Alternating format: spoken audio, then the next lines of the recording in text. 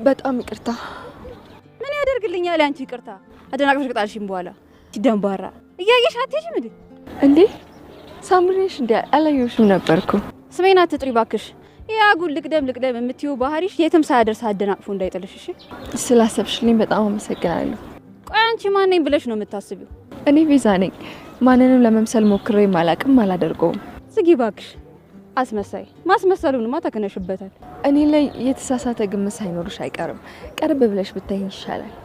እኔ ሳምሪ ነኝ አንቺን መቀርብሽ? እንደዚሁ ራሱ ለማናግርሽ እንዴት እንደምትቀፊኝ ብታቂ። ይቅርታ በቃ ከጨርሽ ልጅ ስሚኝ፣ ቀድሜ የወጣሽ በቆሎ ምን አይነት ጣፋንታ እንደሚደርስባት ታውቂያለሽ? አውቃለሁ። እንግዲያው ሲሷ ጣፋንታ እንዳይደርስብሽ ብትጠነቀቂ ይሻልሻል። እሺ ሂጃውን ከፊቴ ደንባራ።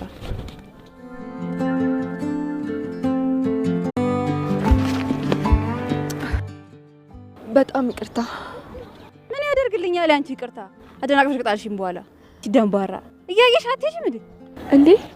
ሳምሪሽ እንዴ አላየሁሽም ነበርኩ። ስሜን አትጥሪ ባክሽ። ያጉል ልቅደም የምትዩ ባህሪሽ የትም ሳያደርስ አደናቅፎ እንዳይጥልሽ እሺ?